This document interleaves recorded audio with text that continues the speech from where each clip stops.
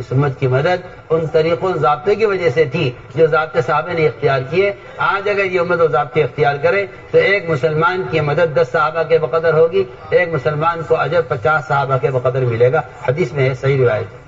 مگر ہماری سب کی کیا کہنا چاہیے، محرومی یہ ہے کہ میں اور آپ یہ کہہ کر بات ختم کر دیتے ہیں کہ وہ صحابی تھے، ہم صحابی نہیں ہیں. میں اللہ کی قسم کھا کر کہہ سکتا ہوں کہ اس امت کی مدد صحابہ کی وجہ سے نہیں تھی. بسم اللہ الرحمن الرحیم. السلام علیکم ورحمۃ اللہ. حضرت جی مولانا سعد صاحب دامت برکاتہم کا بیان سماعت فرمائیے. بیان کو لائک اور شیئر کرنا مت بھولیے اور اپنی آراء سے ضرور آگاہ کیجیے. جزاکم اللہ خیر. مگر آپ نے تو نیا اسلام جاری کیا ہے نا، ایک نیا اسلام. آپ تو پڑھے لکھے ہیں، آپ کو اللہ نے علم دیا ہے، مگر آپ ماڈرن اسلام چاہتے ہیں. آپ سنت کے نہ داعی ہیں نہ آپ سنت کے احیا کرنے والے ہیں. آپ کو ایک ماڈرن اسلام چاہیے کہ جس سے سب خوش رہیں. آپ کو ماڈرن اسلام چاہیے. آپ کو شرم آتی ہے اتباع سنت میں، اس میں شرم آنے کی وجہ یہ ہے کہ آپ کے دل میں یہود و نصارہ جڑیں پکڑ چکے ہیں، ایک پکی بات.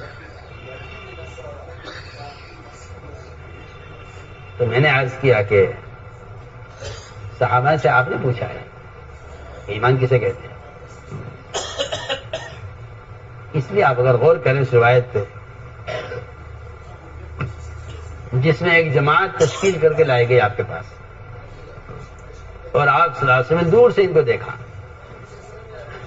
دور سے دیکھ کر آپ پہچان گئے کہ ایمان والے ہیں.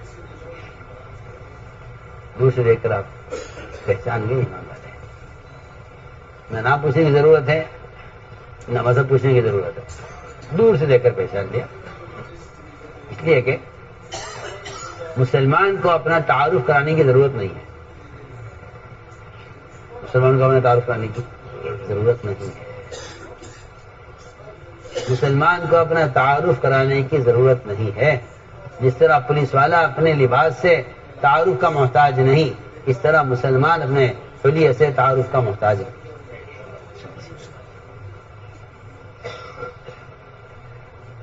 آپ دوسرے دیکھ کر سمجھ گئے کہ ایمان والے ہیں. آپ نے سوال کیا ما انتم، یہ سوال اس کا نہیں تھا کہ آپ کون لوگ ہیں.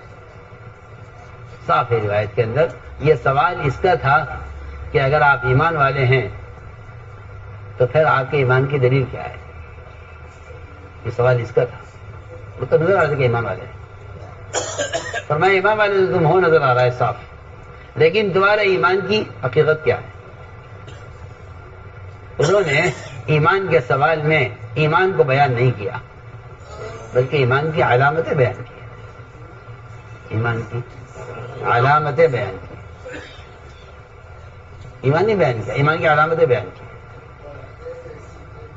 سب نے ایک زبان اور 7 آدمی کی جماعت تھی، سب نے کہا جی ہم سب ایمان والے ہیں. فرمایا کیا دلیل ہے؟ کہ جی دلیل یہ ہے کہ ہمارے اندر 15 خصلتیں ہیں. ہمارے اندر 15 خصلتیں ہیں. سب سے پہلی بات تو یہ ہے کہ 5 باتوں پر ہمارا ایمان ہے. 5 باتوں پر ہمارا ایمان ہے. ہم ایمان لائے ہیں اللہ پر. کہ اللہ پر ایمان لانے کا مطلب یہ ہے کہ ہم نے کبھی اس کے غیر کو وہ درجہ نہیں دیا. ہم اللہ پر ایمان لائے ہیں، اس لیے ہم کسی بھی معاملے میں اس کے غیر کی اطاعت اور اس کے غیر کو ہم رب نہیں مان سکتے. میں شروع میں کہہ چکا ہوں کہ اللہ کے غیر کی اطاعت، اللہ کے غیر کو رب ماننا ہے. پہلے شروع میں کر چکا ہوں. پہلی بات تو یہ ہے کہ ایمان لائے ہیں اللہ اور ایمان لائے ہیں اس کے فرشتوں پر اور ایمان لائے ہیں اس کی کتابوں پر. اس زمانے میں مسلمان کا خیال یہ ہے کہ قرآن کو وحی ماننا یہ قرآن پر ایمان لانا ہے. سنا جی آپ سے کچھ کہہ رہا مجھے، میں آپ سے کہہ رہا ہوں نا بار بار کہ ایمان ایمان. میرے اور آپ کے اس زمانے میں مسلمانوں کا خیال یہ ہے کہ قرآن کو آخری کتاب سمجھنا اور قرآن کو آسمانی کتاب سمجھنا اور قرآن کو محمد صلی اللہ علیہ وسلم پر نازل ہونے والا قرآن کو نبی پر نازل ہونے کا اقرار کرنا، اس کو قرآن پر ایمان لانا کہتے ہیں، حالانکہ اس سے قرآن پر ایمان لانا نہیں کہتے۔ میں کچھ کہنا چاہتا ہوں، میں شروع سے ایک بات عرض کر رہا آپ سے کہ میں اور آپ سب ایمان کے بارے میں بالکل غلط فہمی کا مبتلا ہے۔ ہم سمجھتے ہیں قرآن کو قرآن ماننا اور قرآن پر ایمان لانا ہے۔ میں کہتا ہوں یہ کافر کے لیے تھا کہ وہ قرآن کو قرآن مان لے، مومن کے لیے یہ بات نہیں ہے۔ مومن کے لیے یہ بات نہیں، آپ کا خیال غلط ہے۔ مومن کے لیے یہ بات نہیں ہے کہ وہ قرآن کو قرآن ماننے کو ایمان سمجھے، نہیں، بالکل نہیں۔ آپ اس دھوکے میں ہیں کہ میں اسے اللہ کی کتاب تسلیم کرتا ہوں، یہ میرا ایمان ہے، اس پر نہیں۔ میرے دوستو عزیزو، قرآن کو اللہ کی کتاب تسلیم کر لینا، اس پر تو کفار مکہ بھی پہنچے ہوئے تھے۔ اس میں دوسرے ایسا کچھ کون؟ کفار مکہ، جس ایمان سے میں اور آپ مطمئن ہے نا کہ ہاں بھائی قرآن اللہ کی کتاب ہے، ہم مانتے ہیں اس کو۔ قرآن کو اللہ کی کتاب تسلیم کرنے پر تو کفار بھی آئے ہوئے تھے، آپ کہاں سو رہے؟ آپ قرآن کو قرآن ماننے کو قرآن پر ایمان سمجھتے ہیں؟ قرآن کو آخری کتاب آسمانی ماننے کا آپ اس پر ایمان لانا سمجھتے ہیں؟ حالانکہ اس بات پر مشرکین مکہ پورے آئے ہوئے تھے، اور آپ کا خیال یہ ہے بھائی ہم قرآن کو اللہ کی کتاب مانتے ہیں، دیکھیے ہمارا قرآن پر ایمان ہے۔ نہیں، یہ آپ کا ایمان یہ ہے ہی نہیں، آپ سے اس کا مطالبہ ہی نہیں ہے، آپ سے اس کا مطالبہ ہی نہیں ہے۔ اس کا مطالبہ تو کافر سے تھا کہ آپ اسے اللہ کی کتاب تسلیم کریں، اور کافر اس پر پہنچے ہوئے تھے۔ مشرکین مکہ خوب جانتے تھے کہ یہ آسمانی کتاب ہے۔ سنیے آپ، ایک نہیں سینکڑوں قصے سنیے آپ۔ جس شاعر کا شعر سب سے زیادہ عمدہ مانا جاتا تھا، اس کا شعر بیت اللہ پر لٹکایا جاتا تھا۔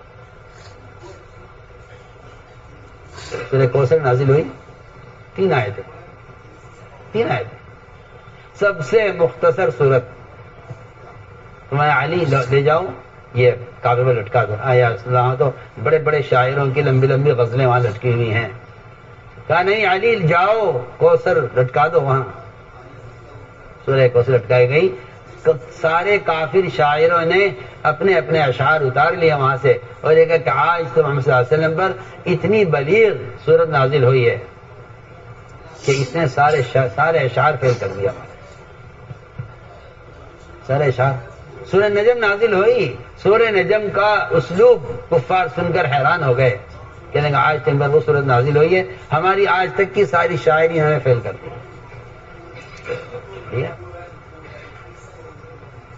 میں آپ سے پوچھتا ہوں کہ میرا ایمان اتنا ہے کہ ہاں یہ اللہ کی کتاب ہے، اور آپ کو معلوم ہونا چاہیے کہ کفار مکہ اس بات پر حسد کرتے تھے کہ یہ قرآن پر کیوں نازل کیا گیا ہے؟ قرآن پر آپ بتائیں، وہ قرآن کو کچھ سمجھتے ہوں گے تبھی تو کہہ رہے یہ بات، سنیے نا آپ، انہیں حسد ہے اس پر، وہ قرآن میں خود اللہ نے بیان کیا ہے عظیم، کہ یہ قرآن اتنی عظیم کتاب ہے اور اتنی بڑی کتاب ہے اور اتنا بلیغ کلام ہے، یہ انہیں کیوں دیا گیا ہے؟ طائف مکے کی بستی کے کسی بڑے سردار کو دیا جاتا نا، ہم میں سے کسی کے پاس آتا ہی ہے، ان کو کیوں دیا گیا ہے؟ وہ قرآن کچھ تو سمجھتے ہوں گے نا۔ آپ صرف قرآن ہونے پر ایمان لانے کو ہی آپ سمجھتے ہیں کہ ہمارا کمال ہے۔ ہم کہتے ہیں یہاں مشرکین مکہ پہنچے ہوئے تھے، جہاں آپ پہنچ کر مطمئن ہیں وہاں کفار مکہ پہنچے ہوئے تھے۔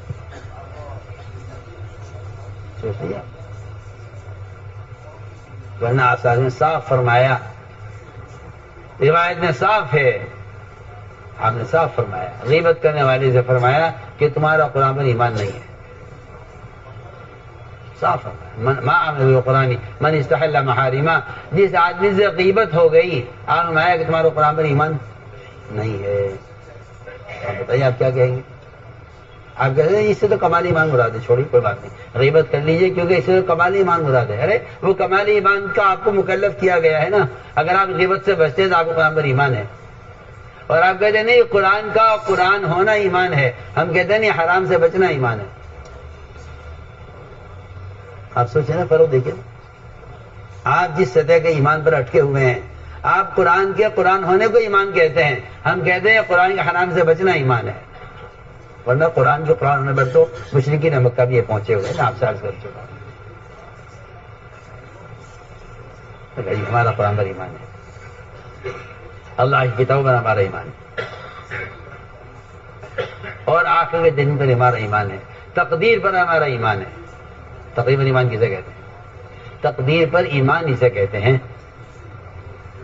تقدیر پر ایمان اسے کہتے ہیں کہ آپ اللہ کے فیصلے پر اپنی رضا ظاہر کریں، نفع ہو یا نقصان، نفع ہو یا نقصان۔ اگر مسلمان کے لیے نفع اور نقصان میں اللہ کی حمد برابر نہیں ہے تو یہ نہ کوئی خیر حاصل کر سکتا ہے نہ کسی شر سے بچ سکتا ہے۔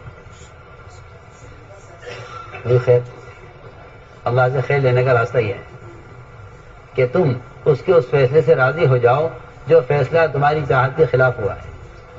اللہ تعالیٰ